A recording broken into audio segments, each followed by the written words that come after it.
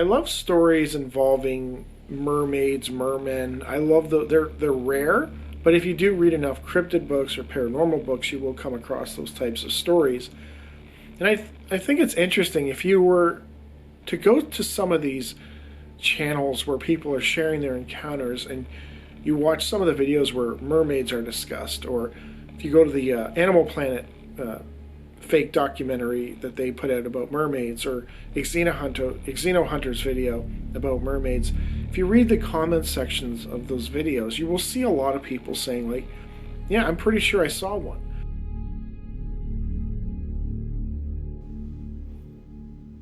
It was 1987. Jim P. Wren and his US-based crew of 7 men were fishing near the island of Bimini in the Bahamas, some 60 miles off the Florida coast, when they netted something they could not identify.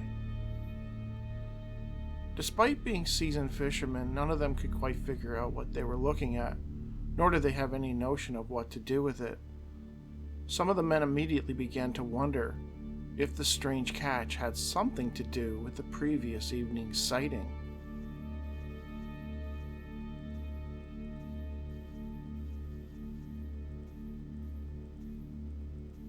"27-year-old crew hand Angelo Juris was keeping watch on deck. It was a fairly routine evening, not much happening, until something caught his eye. I saw a thing resembling a rocket ship break the ocean's surface and shoot into the air with blinding speed," he told the Sun's Chris Luke. "A white light flashed in the sky and the thing disappeared. It was really moving." He alerted some of the others on board to his strange sighting, but there was little they could do about it, so they put it out of their mind. As the sun rose, the men quickly got to work on the day's catch. "The next morning we netted this incredible-looking creature," the 48-year-old Captain Rent noted. "We were so shocked at the sight of it that we almost cut the net and let him go. But he seemed to be kind of human-like also, with webbed hands and feet. The thing even seemed to be wearing some type of clothing, so we hoisted it on board to get a better look." When asked to further describe the creature, Wright noted that, aside from the webbed feet and hands, it also had a, quote, "slick green body, a dorsal-type ridge running on the top of its head, and gill-like ears. He did not notice any hair. Sadly, Rain did not elaborate on the type of clothing it was wearing. As soon as we got the thing on deck, we realized it wasn't like anything we'd ever seen before, except maybe in science fiction movies. The creature was panting and gasping for breath, and we were all worried he might somehow catch a second wind and give us trouble. Fearing what might happen were it to regain consciousness, the men decided to tranquilize the creature, and then radioed ahead to shore that they had captured something strange in their net and were coming in. It was while returning that something truly curious happened. While traveling back, Wren claims that he and his crew were met in the open sea by a U.S. Coast Guard vessel. They were intent on removing their strange cargo. "These guys boarded our boat and took the creature away," Wren told Luke. "I guess the government wants to study him." Luke attempted to reach out for confirmation of the capture. Not surprisingly, he noted a Coast Guard spokesman denied knowledge of the incident. As far as they knew, the creature described by Rent and his crew simply did not exist, so therefore they could not be in custody of it. Rent and his men were fairly clear that they believed that the creature they caught was likely related to the strange object cited by Juris the previous evening. Had it been dropped into the ocean by the craft? Was it an occupant of the craft? Or had it come up from the depths of the ocean to investigate the object, only to wind up caught in Rent's net? Rank could not answer any of these questions, but he was certain that the object and the creature were somehow connected. "Fishermen are notorious liars," Wright told Luke, though he was adamant that the event happened. It was real. "I swear we really netted this thing. It's the most bizarre experience any of us ever had. To say we were all stunned is a gross understatement."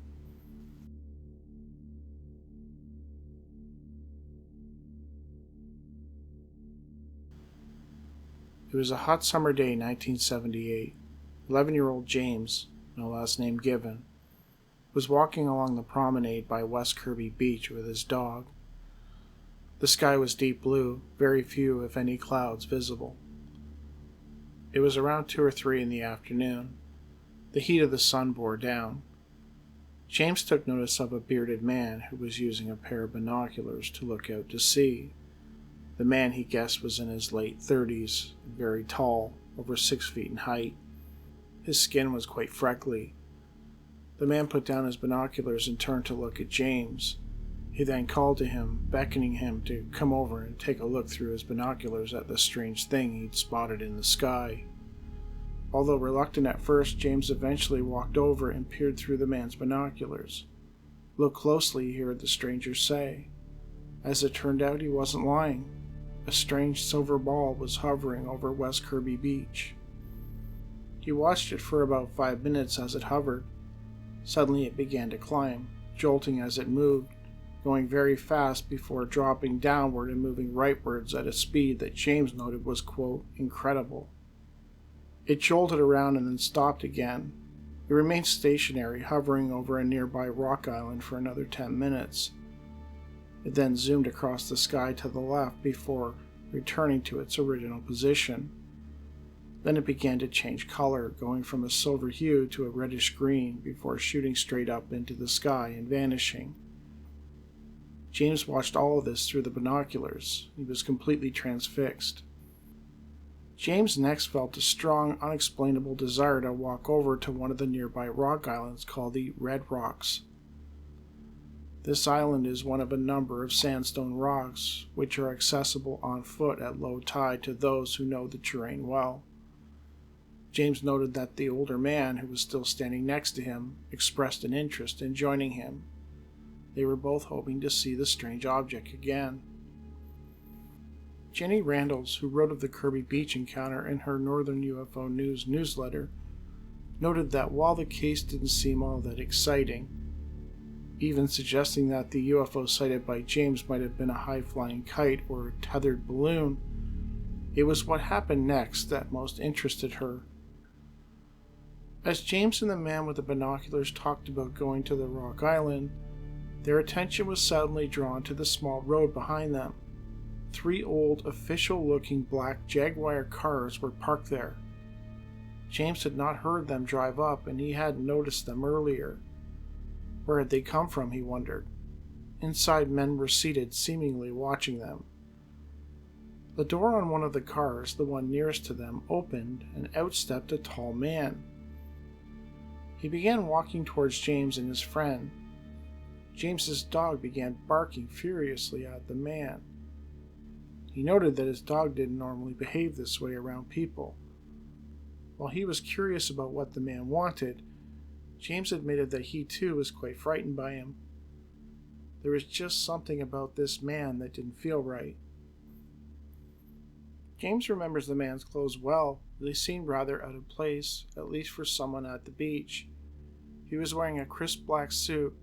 His hair was gray and neatly combed back, and his skin was noticeably pale. What frightened James the most was that when the strange man walked over and towered above him, his eyes looked, quote, very odd. So odd, in fact, that James was certain that he was wearing makeup around his eyes.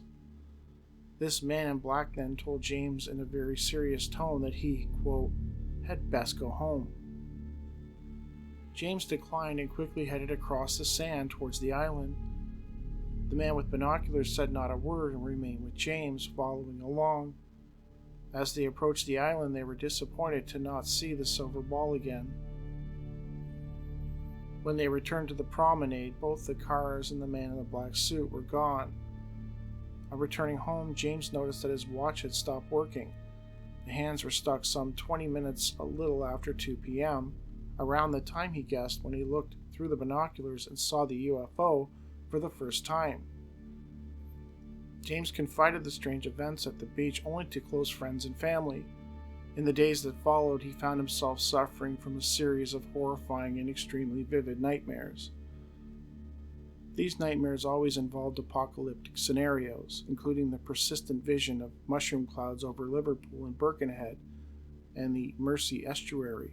And, as it happens, he finds himself burning as he turns away. He's always in a high position, looking down.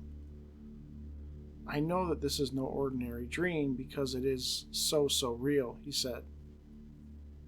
Many years later, James would begin to reflect on the events at the beach and wondered if maybe there was more to it.